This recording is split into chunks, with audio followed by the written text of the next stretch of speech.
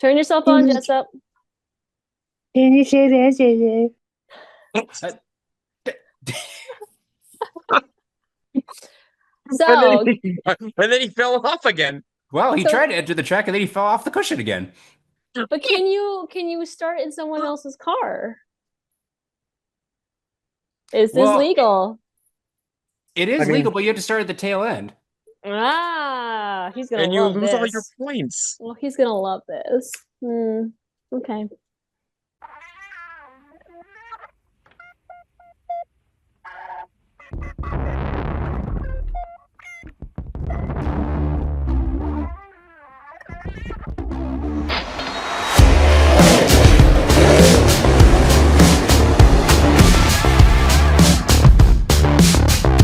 Speeding up, no slowing down.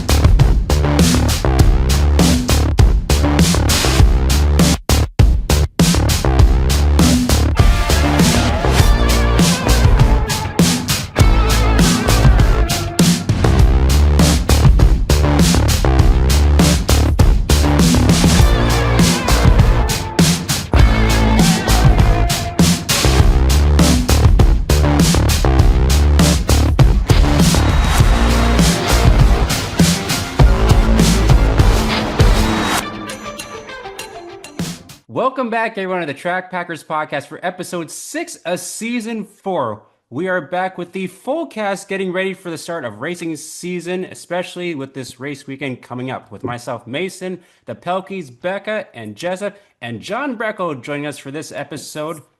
How are you all doing, Becca? How is your week gone?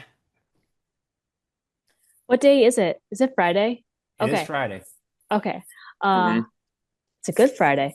Um, it's been a busy week for me work-wise, and now it's officially 1 week until racing starts at Dakota Speedway. So a lot of things going on behind the scenes, getting ready and geared up for that. And yeah, just busy getting ready for racing season. Yep, things are kind of coming down to the wire. We're just about, actually, technically, a week away from the Yeah. time we're recording this for Mhm. race season for you guys over in the Bismarck Mandan area. John, how are you doing? We've missed you the last couple of episodes, but how have you been doing lately? Yeah, sorry about that, guys. I've been busy with quarter end close here for work. It seems like it inches up all the time. However, I'm getting ready for race season 2. I was actually over at Test and Tune at Dakota Speedway last weekend.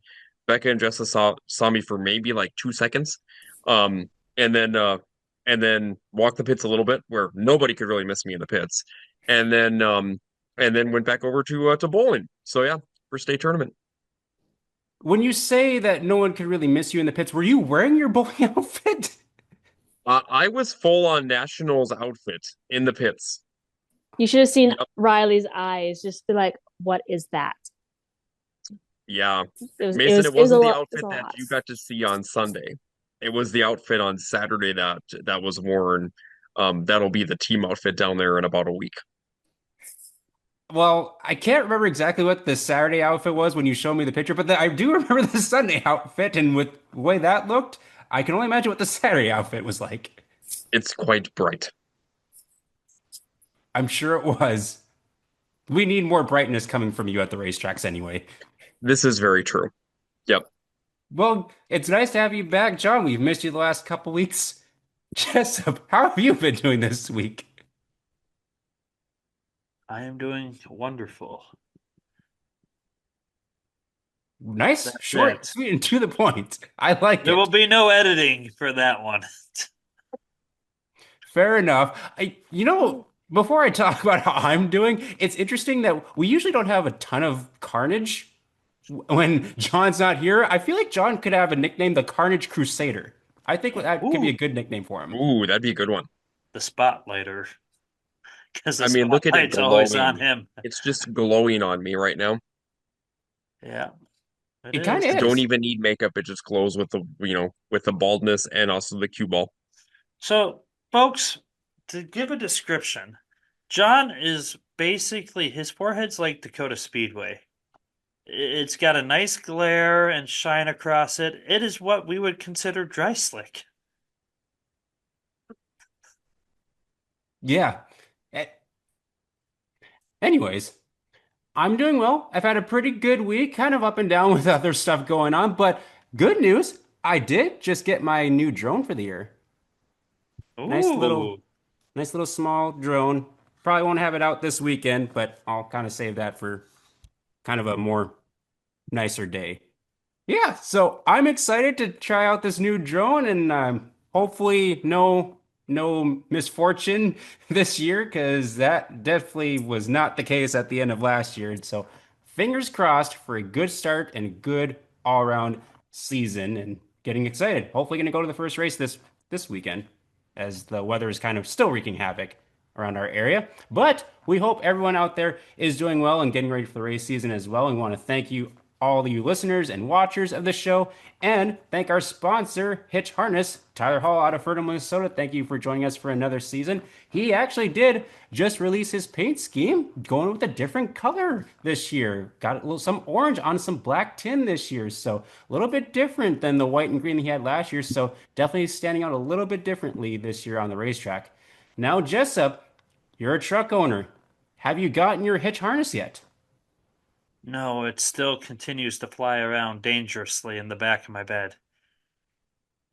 We're gonna have to get you in touch with Tyre and have you get all hooked up with one of those hitch harnesses. Now, do you do a lot of hauling? Because I know you travel quite a bit during the summer. I hauled a lot of ass. Well, if you want to carry that safely in the back of your truck, be sure to go to hitchharness.com and check out the products they have. Whether it's a small amount with a single harness or a double, if you have a lot, go get in touch with Tyler Take and back up. he'll get you hooked up, get everything installed properly and safely so you can have safe storage and safe travels with all of your equipment and needs. And so thank you so much, Tyler, for supporting us on the podcast. Again, hitchharness.com is where you can find all of his products. And to the lineup, Miss Becca's still on the pole, followed by Jessup. John, you weren't here last week, but you are in front of me because I am under a penalty until we had a full podcast. So I am in the rear of the field. And so that is our lineup for this episode. And we will officially start it with the waving the green flag and get right into who or what we are repping. Becca, start us off. Well, I was busy putting Riley to bed, but I heard a lot of late model talk. We're in this morning. I figured I might as well just whip it out for tonight's podcast. I am repping the number 21 Aaron Turnbull hoodie from a couple of years ago. It's extra large in case anyone's wondering. It's fitting me swimmingly. But yeah, this is his back to back at the John Sice John Sice. Memorial. A couple At years the back. where? John Sice Memorial. There you go. Good job.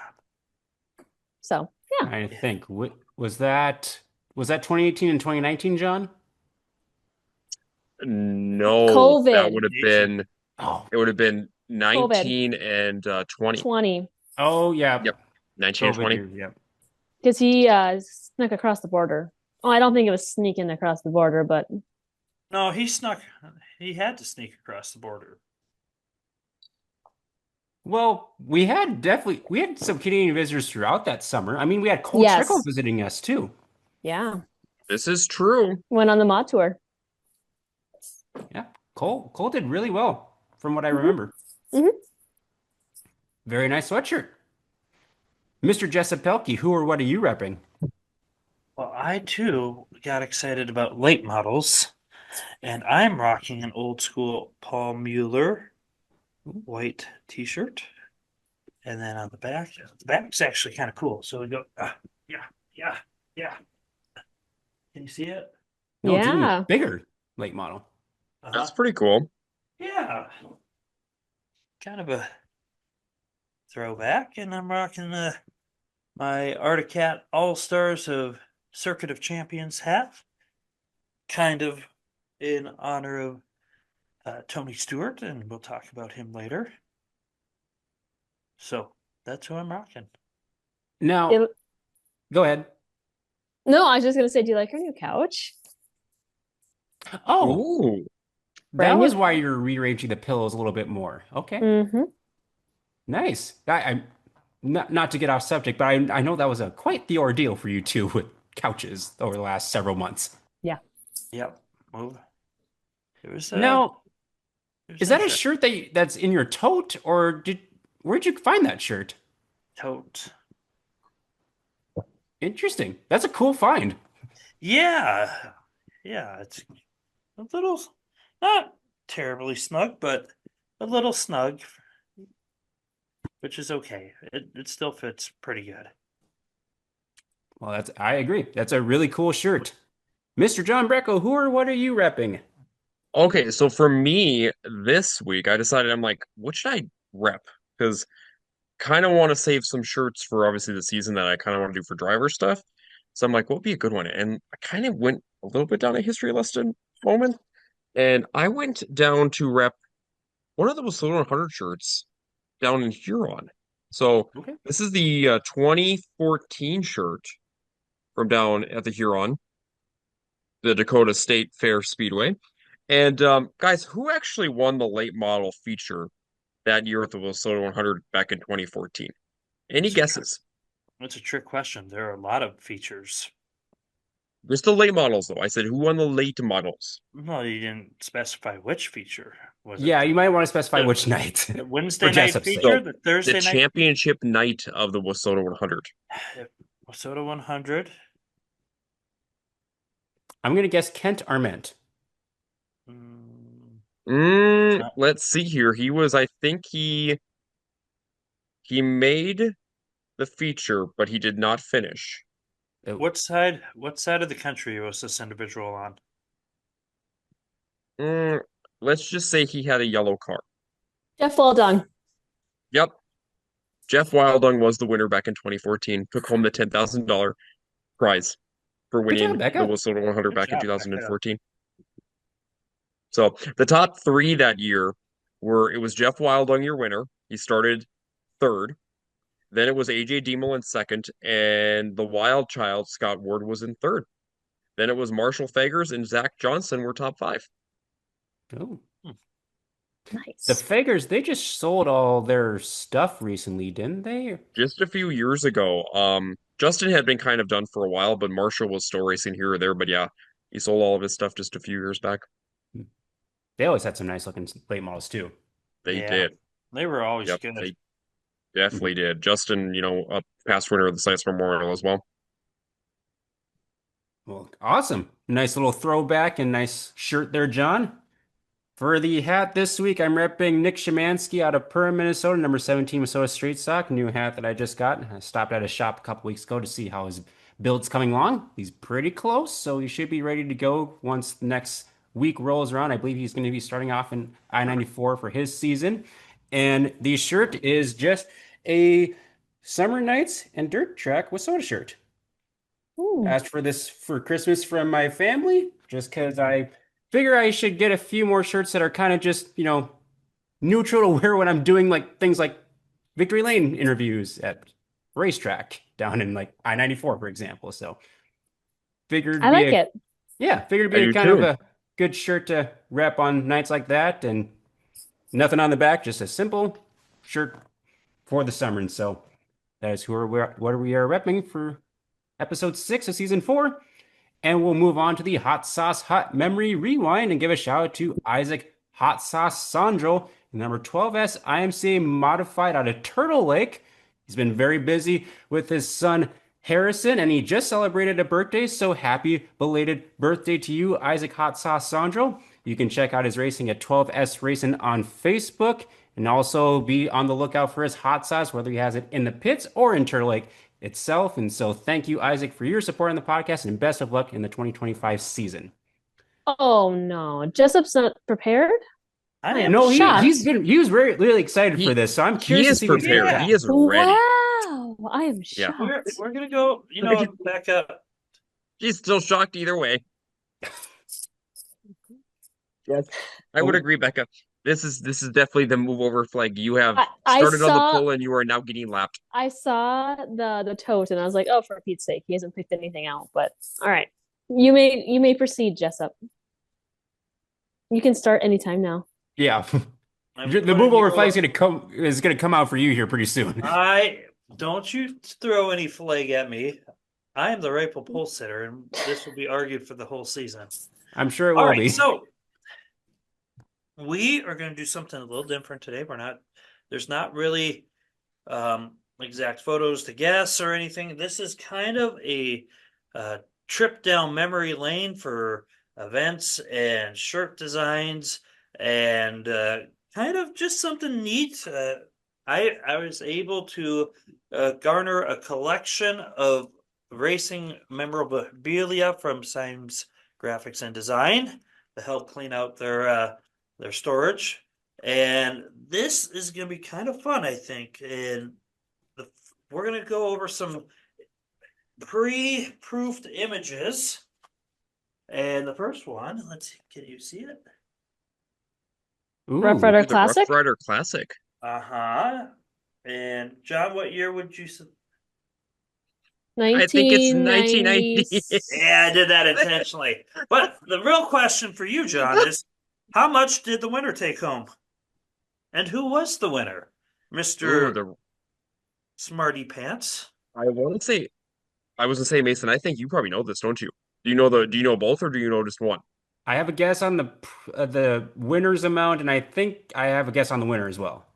Okay, go The ahead. winner, I I will say, think they took home $5,000, and I want to guess Randy Zimmerman.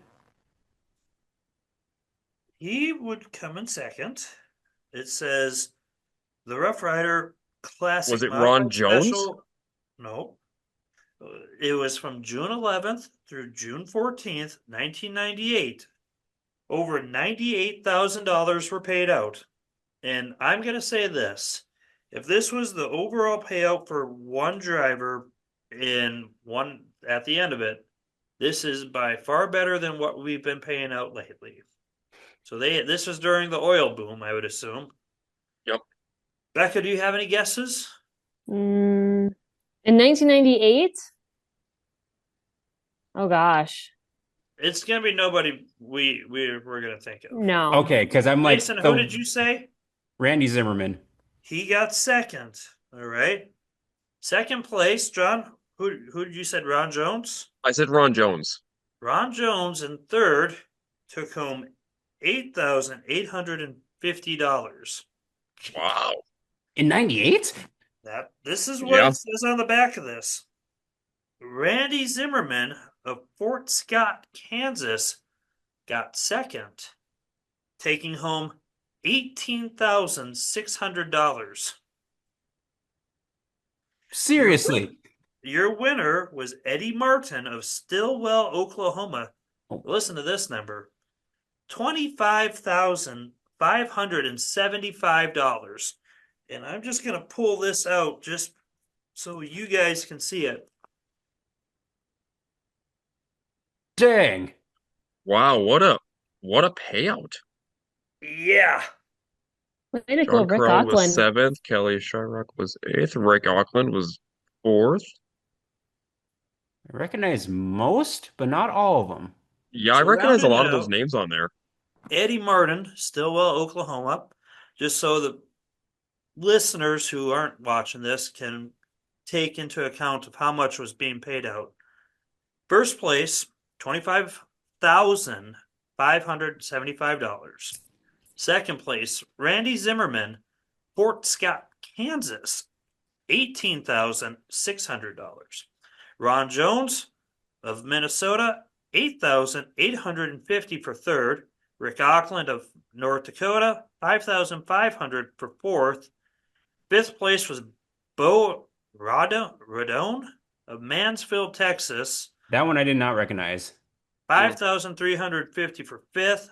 Kelly Shryock of Iowa, $5,275 for sixth.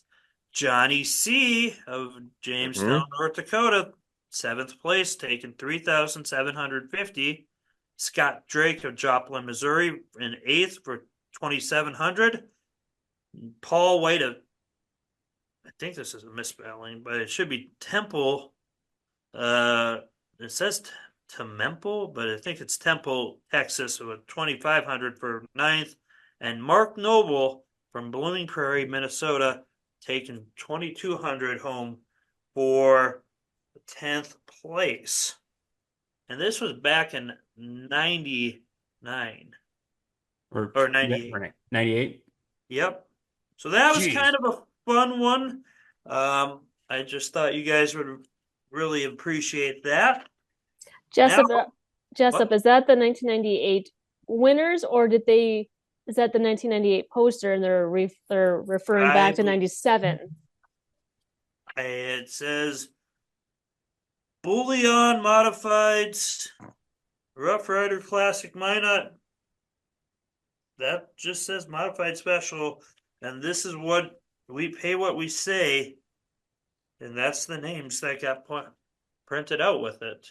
Okay. Dang. Wow. That's All a right, big John. payout, Impressive though. either way, It but is.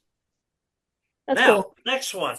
We're going to keep it kind of close. Well, a little with soda action here. Let's lift this up. Soda Western 100. Old school photo. Now, John, we're going to check the Rain Man for his knowledge. This is all you. In 1994, John, how old were you? 4. Actually, I would have been probably 3 because it would have happened before my birthday in September. there were 2 classes ran, according to this poster. Sprint cars and modifieds. I will be impressed if you get both. Who do you think won? The Western 100 back in 94. Yep. Now, question for you. Yes. Did it happen down at the Black Hills Speedway? This says Rapid City, South Dakota. So that is Black Hills Speedway. Yep.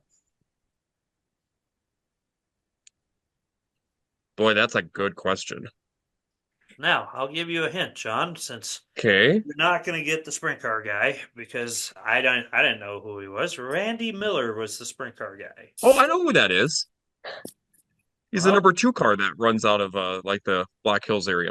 then you would be correct with the number, so 50%. Mods, was it Brian Strand? Nope. But speaking of Brian Strand, hold on. We're going to take another history drop back. The Brocket Rocket. Ooh, I have a card that has that. Oh, there's Brian Strand. Yep. Multi-time Minnesota national champion in that car. Yep. 1997 national champion, according to the photo from Bemidji, Minnesota. Now, John, I'm going to give you some hints here to kind of dial you in here. Okay. It was not a driver from South Dakota or Minnesota.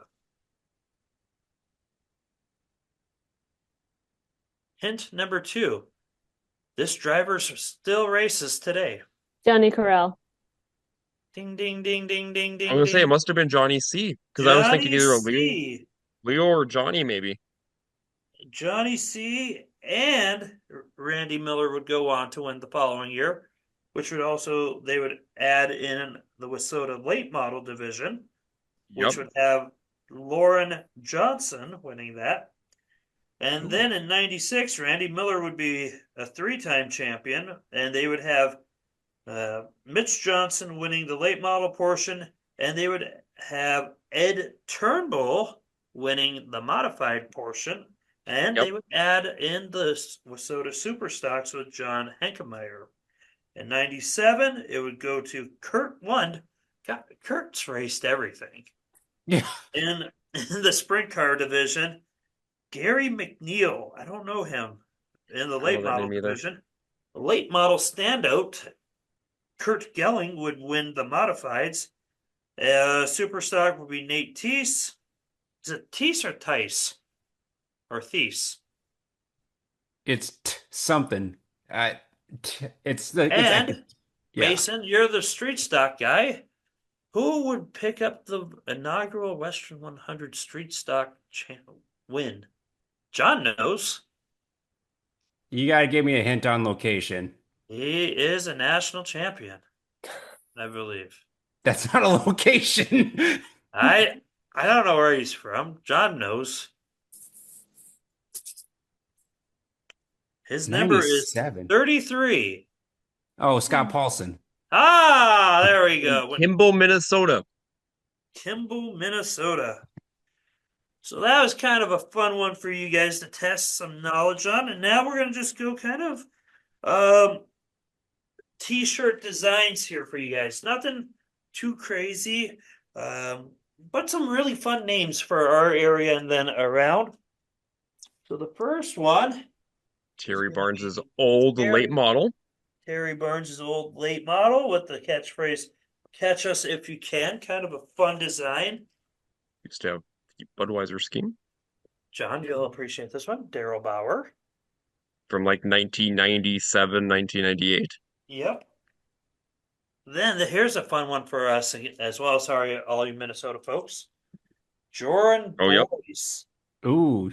That's cool. There it Yeah. is. It's a very cool paint scheme.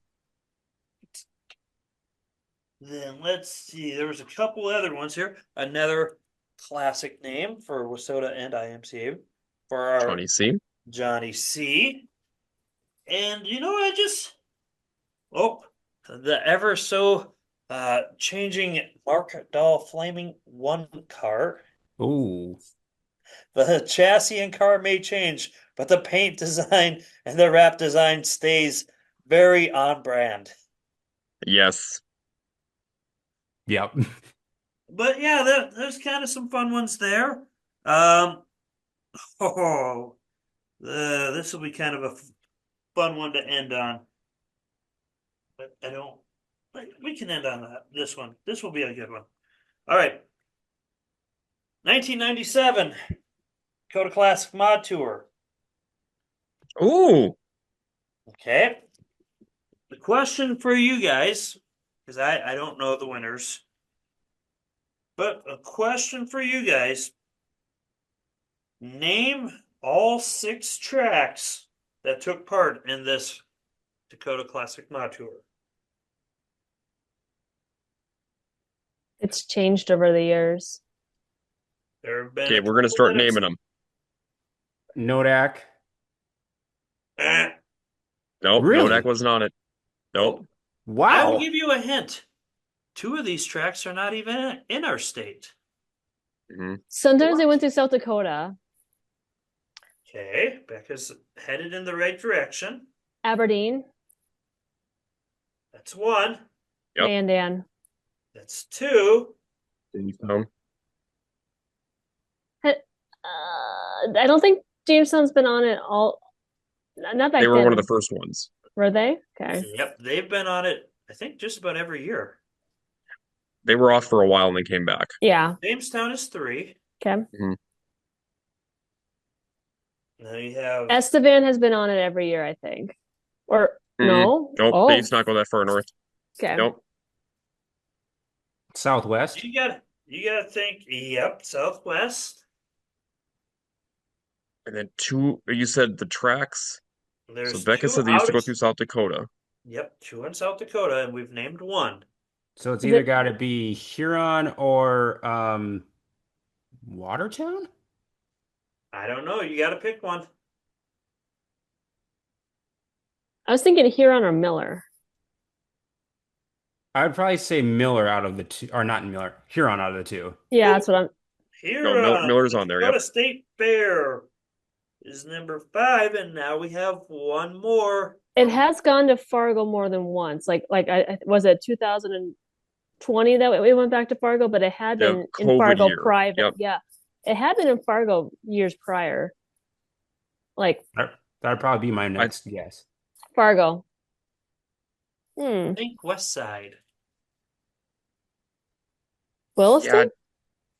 That's number 6. And Mhm. if extra points if you can name what the track was named. TNT Speedway. Ding, ding, ding. Mhm. Mason picks up the bonus points. That's a weird tour. It is- Mhm.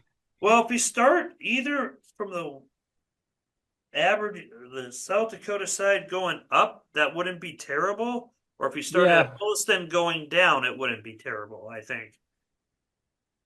Ooh, old stock car stampede photo. Which one? 97. Oh yeah. Cool. That By is the way, Gold.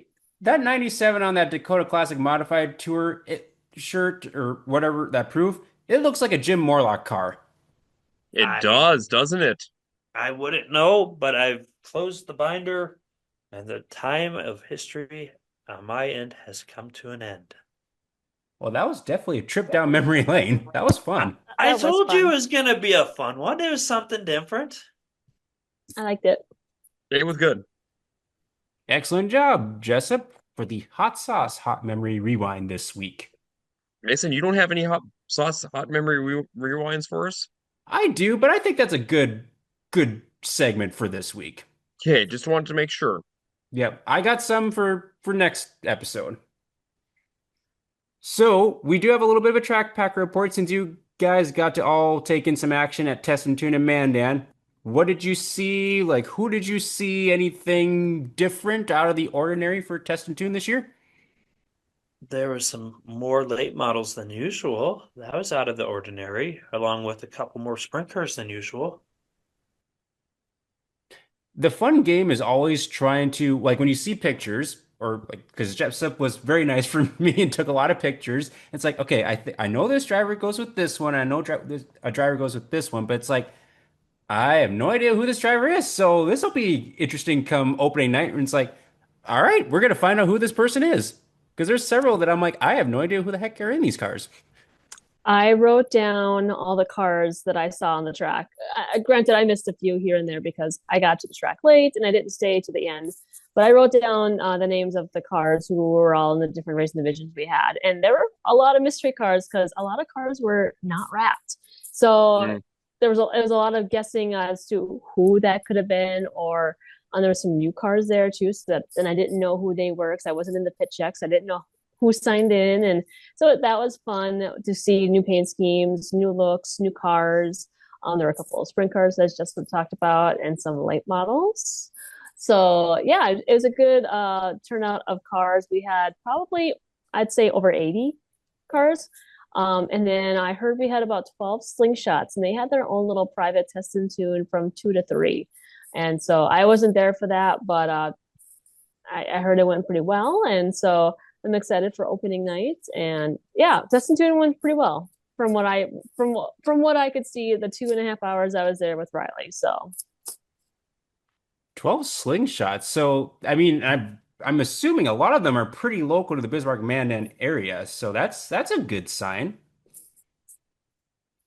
for sure. And hopefully we'll see some traveling between tracks, because a lot of the kids that are racing in the slingshot division so far are tip for the most part children of other race car drivers. So hopefully this will promote some more traveling, and we'll see those father kid duos showing up at other racetracks. Now, like last year, Test and Tune was kind of around the same time, but then of course the first race was well after that, thanks to weather, and you guys you have a week in between practice and the first race. And so, how was the track when practice was going on? Track in good condition? Yeah, I thought so. Yeah. It looked like a track prepped for test and tune. Nice and smooth. Actually, from pictures I saw, it looks pretty smooth. So, I mean, they've been putting in some work out there. Of course, you guys have had a lot drier and nicer weather to kind of deal with and help with that too. hmm I was a little worried about the turnout, just because so Saturday was actually a quite nice day. Earlier in the day the sun was shining. I got to be about 70. As the day went on, the temperature did drop and the clouds moved in, but it was a good day for testing. So the weather was pretty decent, but the weather was forecasted to rain the next day on Sunday, which was the original date for Nodak's test and tune. And so they ended up moving their test and tune from noon to 4 on the same day as us. And so I was a little worried that would split some of the cars up, but it sounds like they also had a very healthy turnout for their test and tune. So both tracks well supported, and it made, yeah, just a good day for testing some race cars before the season starts. But yeah, it was a great turnout for Dakota Speedway. We had quite a few travelers from all over come in and make some practice laps before the season starts. Yeah, John, Jessup, did you have any other takeaways from Test and Tune that you saw? It was a great day to be at the track. A lot of cars, got to see some friends, and yeah, it was good. Yeah, it was just nice to be out there for. Yeah, I was out there very short period of time. So for me, it was nice just to go out there and walk the pits and see some of the new schemes and people that were in new classes. Which class would you say had the most? Well, probably Legends, but outside of Legends, any any kind of numbers on other classes that you could kind of see roughly? There's quite a few to me. I felt like there was quite a few stock cars there, to be honest with you. That's a good Yeah. sign. Um, again, I wasn't there for the whole time, so and cars were left early and some came late. But I had 15 stock cars on my sheet. I had 15 modifieds, 9 hobby stocks, 23 legends, 12 slingshots, and then we had 2 late models and 2 sprint cars. So again, Pretty good variety. and there were still people showing up at 6:30 when I was leaving, and I didn't get there till I'd say probably 4:30 or so. So, yeah, it was definitely a good turnout of race cars. Well, that's a good sign. Hopefully, once season opener hits, you're going to have even more than that and have a nice full field in all the classes. That's what we want to see, especially for the first night to kind of get kick things off on a good note. You lucky ducks have been getting the racetrack more than me so far this year. That's unusual. It is very unusual. It's a weird month and weird year for racing. I can kind of show you what's been keeping me a little bit busy over the last several weeks. So I'm trying to compile, as I share my screen here for all the watchers out there, trying to compile a list of different and new drivers in classes, just to kind of like, put a spotlight on 'em a little bit. And so. This is not an extensive list because, of course, not everyone has revealed their paint schemes or their cars or anything like that, and the first races haven't happened. But kind of just wanted to kind of show what I've been trying to develop with all these. And as you can see, in some of these classes, we have quite a few different drivers, and this is just on the North Dakota tab itself. So obviously, slingshot drivers, we're going to have quite a few new drivers there. IMCA stock cars, which is a cool sign to see that there's new ones there, and NX Legends are kind of the other class that kind of stands out too. And so, when you see these names, any of them kind of stick out to you as like, that's going to be someone that we'll have to keep a close eye on. I And of am course, this is very, editing and tweaking. I'm very curious to see how Sladen Pfeiffer does in his sport mod. I think that's going to be um kind of a really good jump for him to get some more seat time and also get into to a different class because he's been doing very well in the slingshot. So I'm going to be kind of excited for that. I am also excited to see how Kelsey Peterson does in the Wissota late models since she's been very successful in the Lightning Sprint division. So I'm going to be very curious to see how she does in that within that class. And then also, I am very curious to see how the drivers that went from the IMCA hobby stocks do in the IMCA stock cars. Because I do feel like that'll be a little bit of a transition period for drivers like Brennan, Hayden, Connor, and Ethan. I believe that's going to be kind of a little bit of a transition for those drivers. Yeah, and I kind of can hearing some rumors, so this may not be official, but I've heard that like these drivers have gotten new cars and stock cars, and so that's Mm, why they're on the list currently. I do need to move Chris Tukes out here because he has driven a stock car in the past, that is several true. years back. So I need to update this list. But yes, I agree. Those are some fun names to watch. Of course, you mentioned Brenner Grinstead. That's kind of one of those that stood out to me too. Had a very successful hobby stock career, won several races last year, especially. And so I know he was really excited to get in behind the wheel of a stock car. Actually, I believe he had the stock car in his possession Mhm. last year. He did. So Yep, he this got it. was He got it pretty mid-season. well planned in advance. And so yeah, there's going to be some fun names to watch all across the state. As you can see, I'm trying to compile it through any class that we race. If I recognize if there's a new driver or driver switching classes, we'll get them put in the list and we'll kind of talk about them, especially as the season gets started. Trying to do that for most all the area tracks around the region and Wissota Country and IMCA. And so we'll see the first few couple of races here and who all gets added to this list in the next couple weeks. And so That's kind of one of my little projects that I've been working on as well. As we lost Jessup somehow in the field. I don't know what exactly happened to him. I just sent a message. I was like, "What happened to Jessup? Did it just die?" I don't know, but he's trying to re-enter the field now, so I guess we'll get an explanation I was here. just gonna say, I bet you his car just died and now he's 2 laps down. You know, he's probably going to start tail end next week still. I, I'm really yeah. disappointed. Did you happen to hit the wrong button? No, my computer completely locked. It did some auto shutdown where Oh, I'm like, oh, this is no. Reminds Now me of the it's reminds me not. of the kill switch in NASCAR, like when drivers would actually accidentally hit that button. Oh, Yep.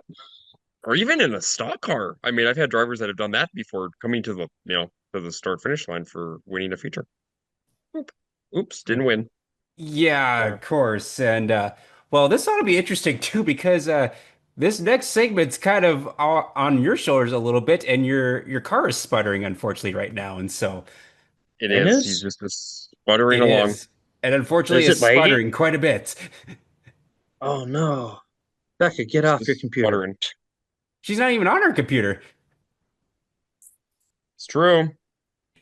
This is going to be interesting because we need to look at what's upcoming next for racing in the state of North Dakota with Mr. Dakota Dirt because the first race weekend is right upon us by the time this comes out. Did you guys know that if you check out Dakota Dirt, it is your one-stop shop for everything North Dakota racing news, results, weather forecasts are on there. There's also additional information about drivers on there and racetracks. So you should definitely check them out because, they are social on social media platforms. They're at dakotadirt.org or they're on Facebook.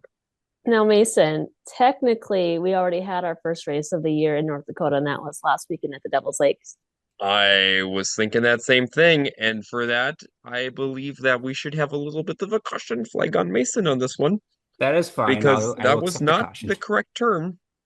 The It phrasing was was. a little off, but I wasn't It going to throw my definitely yellow was. flag on you, Mason, about that. But yeah, I did have it, but yeah, it's over here. That is a legitimate Yeah, we were caution, though. ready.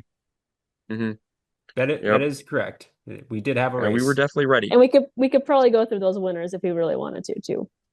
Yeah, we definitely could. So Devils Lake did kick off their season last Saturday on the 12th. Unfortunately, they've already canceled for the race on the 19th, which unfortunately I was planning to be there. So of course I'm getting the blame for that, I'm sure. You are. Yeah. We're starting the season on brand, as we like to say these days. Very So true. Who's this we? Yeah, I was gonna say, I'm pretty sure this is only one true full-on rain person in this group. well in this group, but there's two like kind of like rain people or like Yes, that are there's kind of two known Rain for Man. this. Yes. Like, I mean, for me, I'm Rain Man when it comes to like results and history and other stuff like that one too. When it comes to precipitation, it is Precipitation. I know, right? It's Mason who is Monsoon Mason at racetracks. He just brings the monsoon with him. And then Mm-hmm. when we have his sidekick, Halo, with him, it is Monsoon Mason and Hurricane Kayla. So I mean, it's just like a full-on 70 plus mile per hour wind, storm, rain. I mean, it could be sunny outside and it could still be raining. And it also Yeah. just rains at the racetrack. The town nearby will be completely dry. The sun will shine, but just the racetrack will get downpoured. Exactly. I mean, you could be a mile away from the track in town and be dry and sunny, and then at the racetrack, it's just downpouring. Yeah. It sucked when that happened multiple times. Anyways, I was going to say, which time? eh, let's not talk about that. Sure. Anyways, they ran four classes at Devil's Lake Speedway this last week. Pure stocks, their home track rule pure stocks, Wissota street stocks, Wissota Midwest modifieds, and Wissota late models. And there were a couple travelers that came from a good distance away. So figured that was going to happen with the official start of Wissota points season as well. Couple national point chasers potentially. And so in the pure stocks, Brody Eckert had a clean sweep in the B2, has a very nice looking race car. I believe that's his IMCA hobby stock that he had out there, and so looked pretty good out there in that B2 machine. In your Minnesota Street Stocks, it was Colton Brower all the way from Iota, Minnesota. So he made the long trip. I actually saw his rig on the way to the racetrack because I was on the way to a wedding in Alexandria, and I'm like, I'm pretty sure I know where he's going. So sure enough, got that first win of 2025. The Nightmare Lucas Rodin took home the Midwest Modifieds in front of Memphis Clausen out of Canada. And late models went to the 1TPO of Tyler Peterson in front of rookie in the late models, Devin Fouquet. So Devin Fouquet also making the long trip up from St. Cloud. And so that was your start of the race season up in North Dakota and Wissota country. There, I corrected myself, but unfortunately I already took the caution. Oh, great. Mr. Dakota Dirt, now that you're back behind the wheel of a different vehicle now, what's on tap for racing this weekend? Well, Mason, as we said earlier, there is nothing happening this weekend as it has all been rained out. Yes, literally speaking, as we're recording this, there's nothing this weekend, but by the time this comes out, there will be racing coming up. Yes. On the 25th, it's going to be the season opener over at the Dakota Speedway. And then the 26th and 27th will be the doubleheader season opener for Nodak Speedway up in Minot. And on the 26th, Devil's Lake looks to be back in action after the most recent rainout. As it stands, it's not looking good for all the other tracks because they do not race yet. Fair enough. But still, that's plenty of racing for the state of North Dakota in April itself. Yep. It's also looking like, in test and tune, speaking wise, Williston Basin will be in test and tune action on the 26th. So a lot going on there.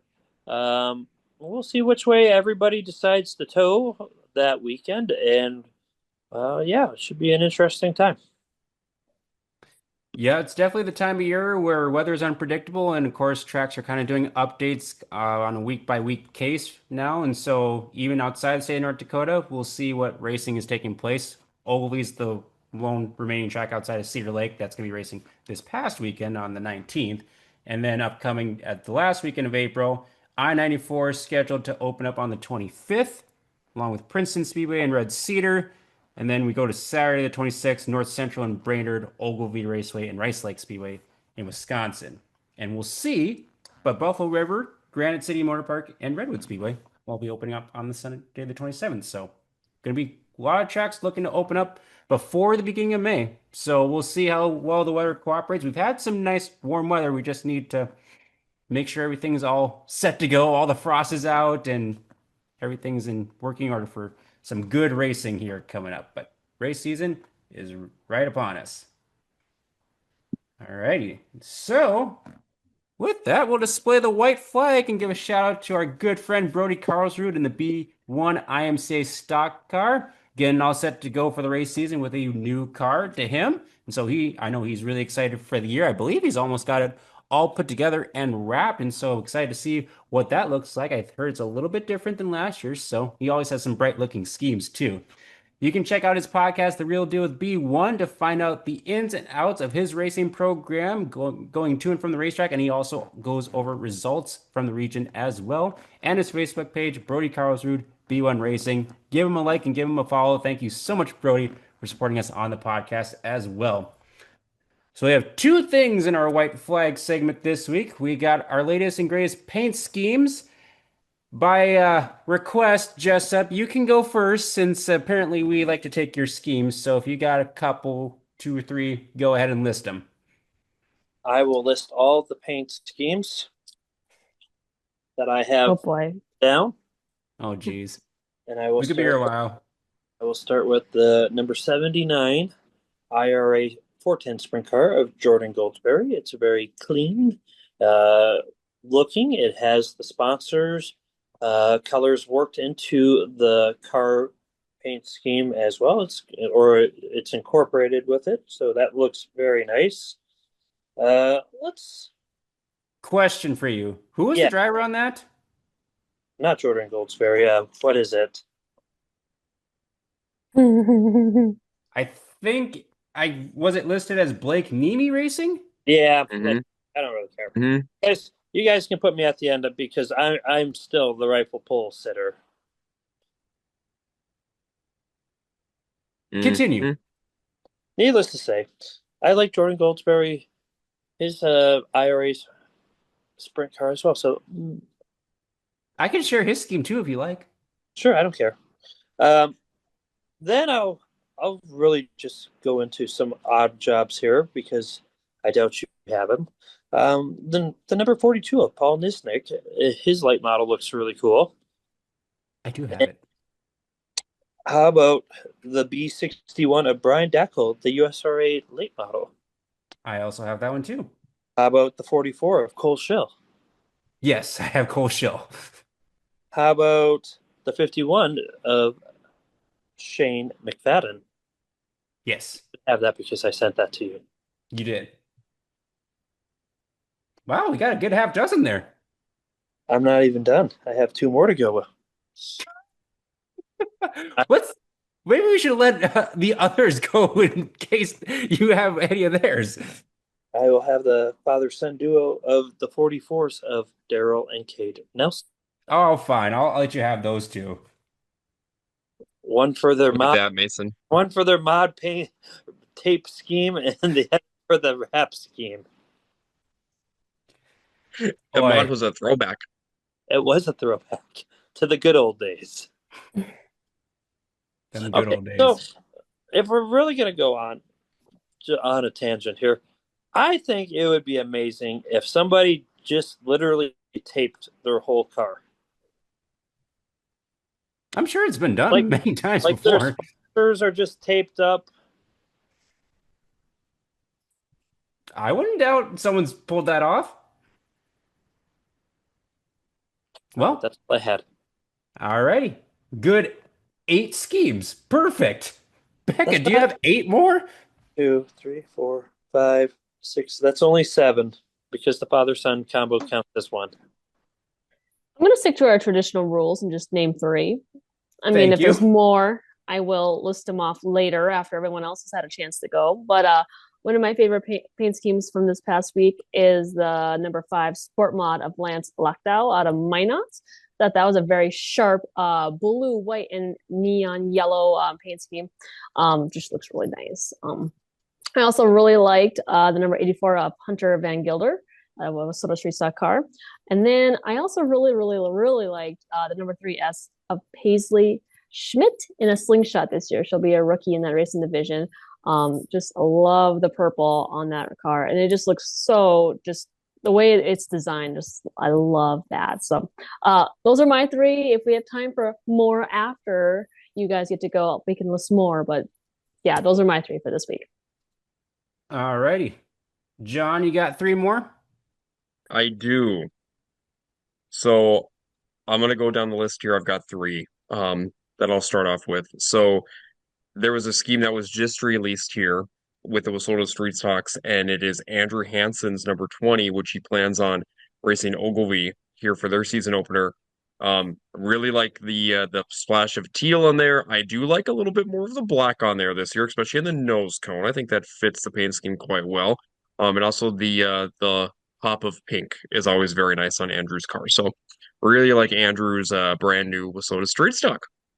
I also like the Wissota late model that got debuted today of Dylan Kromschroeder from over at the Princeton yes. Speedway during the test and tune. Dylan's paint scheme is very sharp on that number 9 Wissota late model.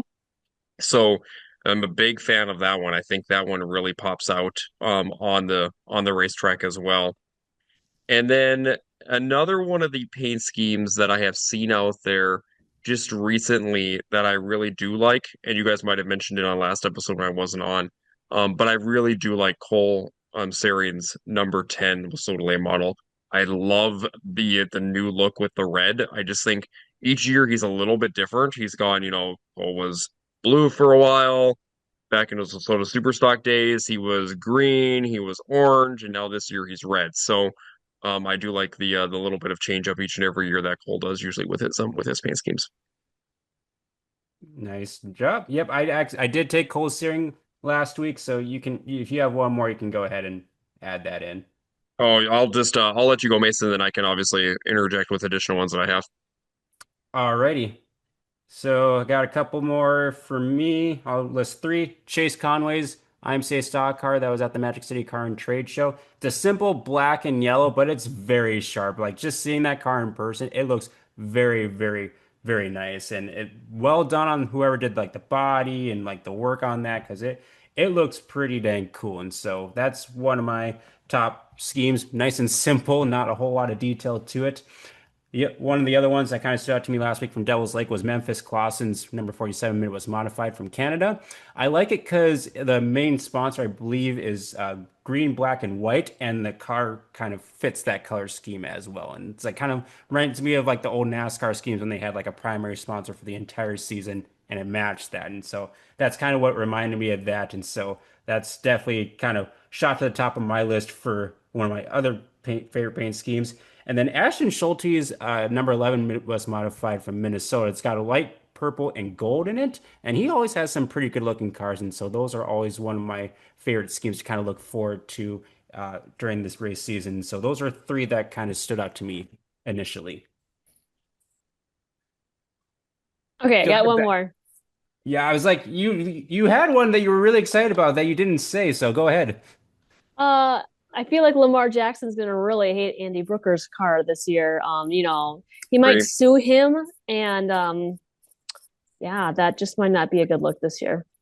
I would 100% agree. I mean, that eight, I mean, what does he think he's doing with that number design?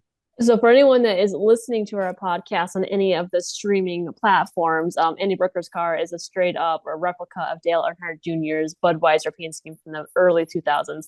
And with the past few weeks, Lamar Jackson's been all in a tizzy about other people using his number 8, and I've been suing them for trademark issues. And I would highly say I would, yeah, I just think that Dale Jr. has a bigger brand than Lamar Jackson does. So interesting that he would even take up that fight. Uh-oh. Yes, yes, Jessup. Theoretically speaking, I would say the brand size would probably go towards the NFL. To be But there's fair, I didn't even know Lamar even had a brand. also how many other players wear the number 8? It's not just Lamar Jackson wearing the number 8 in the NFL. I'm still throwing the caution flag. Get to the end. Boy, are we salty. I will find my way to the front. This will be gone over in the pack meeting later this week. Yeah. Mhm. Also, Pack meeting. yeah, the I like that. when there's only one person trying to play control tower. Hey, sometimes you got to wear multiple hats. Becca wears multiple hats at the racetrack. I believe there's a saying for that, Mason. Rules for thee, not for me. Mason put himself in the back, even though I put John myself missed in a the few. back for 2 straight episodes without even getting a caution. I was gonna say, even with me not even being around for a couple of episodes. John, let's be honest. Me and you are the pack leaders. The rest are just here to keep us company.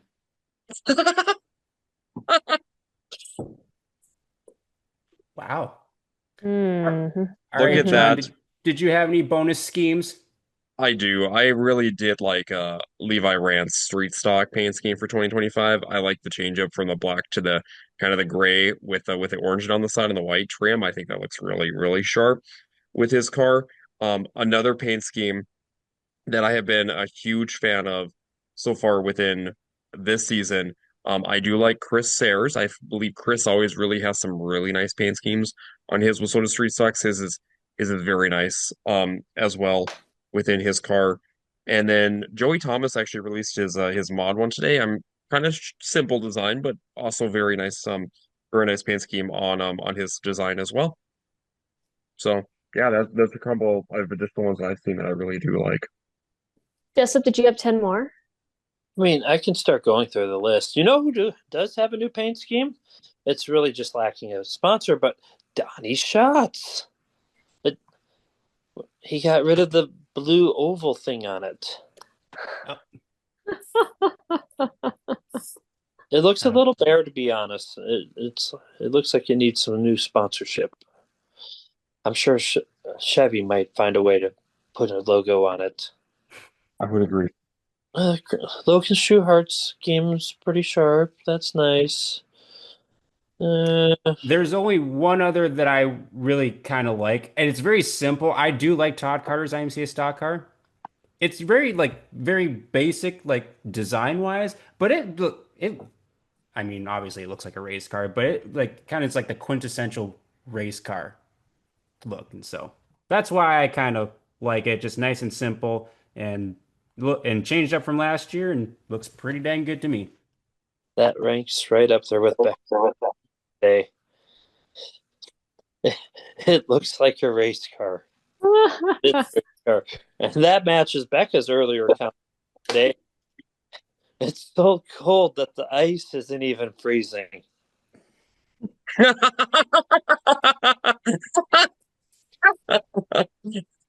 Becca? Yeah. But that, Pretty sure the ice doesn't freeze, Becca. John, does that deserve a caution? That deserves more than a caution. That is a blonde moment. Don't worry, Becca. You got one blonde moment built into the show. It's okay. Thank you. Yeah, that was we're in Indianapolis, Illinois. Well, yeah, that was pretty bad too. We were not as official back then. We probably needed a little more structure back then. Anyways, last thing we want to do before everything kind of gets going crazy racing wise, we want to do some bold predictions for the years. So, who has a bold prediction? It can be a simple prediction, but just something that you think is going to happen this year. We have our winners of the week. Well, yes, but we have to do the bold predictions then the winners of the week. But I do have a very bold prediction, and I want everybody's opinion on this on the podcast. Do we think with Mason in the vicinity of racetracks, do you think it's either going to be greater than or less than that he's going to cause at least 10 rainouts this year? Oh. Define vicinity. Within 2,000 miles. I'm going to go over. No. Racetracks that Mason is either planning on attending that day or he's physically on the grounds of that track to get rained out. Because last year, it was quite a few when he was on the grounds. A few. Mason got quite fussy with us. There were a couple weeks I was really getting agitated. You were lashing out at the innocent victims known as Jessup and John. Well, it's when you can't necessarily do anything about it besides, I guess, not show up. It's kind of frustrating. I do find it comical that the racing family is picking up on this as well. And so not only does Mason get grief from all of us, but now it's drivers and their pit crews and their families as well. And I think it's hilarious. Because it's a weird balance. It's like, Mason, you should come to our racetrack more. Well, do you want to race? Is your question. This is a valid question. Do we want to race? Go away, Mason. Go away. Poor Devil's Lake. Mason announces on Facebook that he's going to go a race there, and then the next day they cancel. So he's already got one in the books for 2025. Yep. Yeah, I stopped the races, Jessup. Okay, so back to the issue at hand. Over under on how many races I'm going to affect weather-wise on the premises. 23% of Mason's will be rained. One in five, Mason, then. you're going to have a big a lot impact of this year. races. Wow. I'm going to go under. I feel like this year Mason's rain powers are not going to be quite as strong. It's going to be a drought. That's the only thing that's saving the racetracks this year. And the only person who can save the crops will be Mason. Yes. We will rent Mason's powers out. And then there's a lot of responsibility on my shoulders now. And if you want your crops to be destroyed, we'll have Caleb, the hurricane, come over and This is true. She'll just hurricane her way right through it. Can you use hurricane as a verb? Hurricane. We just did. Alrighty, cool. Any other bold predictions? No. I have two different ones, but I'm trying to figure out which one I should go with. Becca, you do yours. Okay. I, with another racetrack adding the slingshots on a weekly basis, I think you're gonna, how should I say this? With another racetrack, Dakota Speedway adding slingshots on as a weekly class. So not only are we going to see immense growth in that racing division this year, but because there's more eyes on the class now because they're expanding their footprint. Not only are they racing at Dakota Speedway, they're racing in Grand Forks later this year. They'll be racing up at Dead Horse up in Canada. They're just expanding their footprint. I think you're going to see a huge growth within that racing division, which is great because then hopefully down the road, which is what we want to see, are these kids moving on from the slingshots and into other racing divisions. But so not including this year, but it's kind of like a prediction for even next year, building off this year and into next year. I think you're going to see huge growth in the slingshots, and hopefully we'll see even like kids in the grandstands.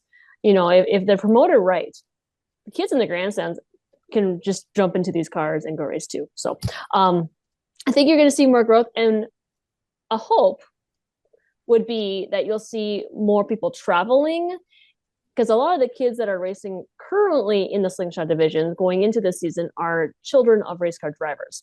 So hopefully you see that these duos traveling down the road and racing together. So that's my prediction, and then my hope for the year. Yeah, we need some parent and sibling rivalry kind of going on. Who will get more wins between the two? Exactly. You want me to go next with my bold prediction? Okay, I'm going to go with my national point one for Wissota. My prediction is Nate Heinrich is going to be in the top 3 for Wissota Modifieds in national points this year. Because he's got a couple cars in his stable, and I think he's looking to go on a tear. He looked pretty good at the end of last year, and I think he's all set to go. He's been super excited for this season, so I think he's going to have a big year. I like it. Jessup? John, you look like you have a good one. I do, and it's very generic. It is Wissota based. I am going to say that a rookie of the year this year in Wissota will also be challenging for a Wissota National Championship. Are you talking modifieds? I am talking any class. Interesting. But I am definitely thinking modified with Mr. Blake Adams. Yeah, that was mine. Of course it was. It was! This is why I gave you the opportunity to go when I give you the... I'll come up with a new one. It doesn't matter. You could say Tyler Peterson's going to win the late model championship. No. That's the bold prediction? I was going to say Sean Strand sweeps Dakota Speedway for track points. Ooh, That's a good one. bold prediction. That's a That is a good one. That's a good one. Well, those are some fun and bold predictions. We'll see how they all evolve throughout the season. Or do you have a more official one, Jessup? Did you have anything? I have a winner of the week. Jeez. Oh, go ahead. Go ahead. You know, Mason, unlike the rest of you, I did my homework to get winners of the week, and I am going to go with... Okay, Mason, I'll take the winner of the week. I'm going to take Tyler Peterson in the late models. Anyways, trying to keep you guys focused. My win of the week goes to my racing hero and my favorite dirt track and pretty much all around favorite driver, Tony Stewart. He accomplished a feat that I don't honestly think any other North American driver or international driver has ever accomplished. Being able to lay claim to have won a NHRA Top Fuel Dragster Division Racing Champion. So, the fact that he has been so successful through every division that he's been in, and to pull off this feat, it truly is unprecedented. And I don't know if anyone else can do it. Yeah, because with how versatile he is, winning in IndyCar, USAC, NHRA, NASCAR, dirt track racing. yep. He's won in USAC. He's won it with the sprint cars, 410s. He's won in Indy. He's won in NASCAR. He's won in NHRA. It's pretty dang good. Yeah. There's not really that much else for him to win. No, yeah, that was cool to see this last weekend. Yeah, and he's very financially well off now, but it's basically the blue-collared racer who had to scrap and claw his way to the top, and I like to believe he won one for all of us little people and all the dirt track people. So that's my winner of the week. That is a solid winner of the week. Not sure how you can top that for winner of the week. Any other closing thoughts before we wrap up episode 6 of season 4?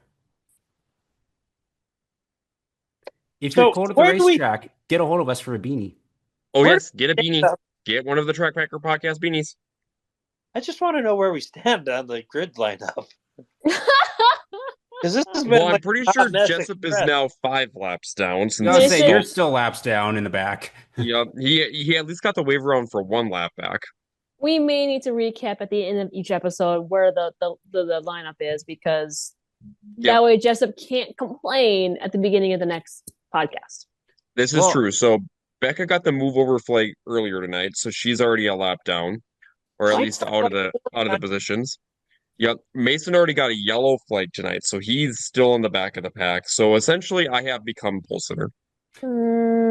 Technically, it's not in the rules. If you get the move over flag, that you lose a lap. It's true, but you get to have to move over from the whole entire field. I'm and usually you leader. get it when you're getting ready to get lapped. I'm the leader. No, you're not the leader. Mrs. It's too cold for the ice to freeze. Yep. Right there, it causes you to lose a lap. Because you're trying to think of where the ice is. Things I say before the podcast don't affect me during the podcast. Rebecca, what did you say earlier? It's too cold for the ice to freeze. Okay, well, Becca just said it during the podcast. So now she has officially said it during the podcast. Becca, I'm trying to help you out here. So this Rebecca around. Well, once this goes through thorough post-podcast inspection, unless things change significantly, still Becca is in front, followed by Mr. John Brecco, myself, and Jessup as the finishing order for this podcast, pending post-podcast inspection. Becca, we're back on the front row. Mason, I was ready on time. You were ready on time. Although technically I send the link out, so technically I'm the first one that's ready. Yeah. And Jessup was definitely not ready throughout the whole entire podcast, though, because the computer just went. Mason, I feel like everyone hopped on a whole lot quicker when it was a race to be first in the lineup. Kind of like qualifying. Everyone got on a whole lot quicker when it was like, oh, the link is on. I want to be first, and then boom. Well, Becca was the last one to join, so maybe she should get some penalty points for that. Took her a while to get to the starting line. Yeah, I agree with John on this one. Becca, the way you were kind of explaining that, it makes me think of group qualifying in NASCAR, and you know how much of a gong show that was. Oh God! Especially at the plate tracks. You guys remember the plate tracks? They were terrible. That's how Jeff Gordon got the pole in his final year of NASCAR, 2015. And Daytona 500. Do you remember what was it? Was it Nationwide that used to do it? With the Xfinity series and everything else, when they would be sponsored by them and everything. Oh God, it was bad. John, Becca has made Mason upset and about the group qualifying, and the yellow and black has been displayed. So black flag to Becca. To the back we go. That doesn't even crack my top 5 of things that made me upset this week. Mason goes to me, what are the things that really upset you about NASCAR? And I think I sent him just like paragraph upon paragraph upon paragraph upon paragraph upon paragraph of just things that just irk me about NASCAR right now. Anyways, let's wrap up the show. And now that we're all angry, we're going to go like this. Yeah, that seems like a fitting way to end episode 6 of season 4 for the Track Packers podcast. As always, be sure to like and follow us on Facebook. We also post the videos on YouTube. And if you're a listener, Spotify and Apple Podcasts is where you can find us. Thank you to our sponsors, Hitch Harness, The Real Deal with B1, and Isaac Hot Sauce Sondrol. We are on the brink of racing season for a lot of you race fans and drivers out there, so we hope to see you out there packing the track.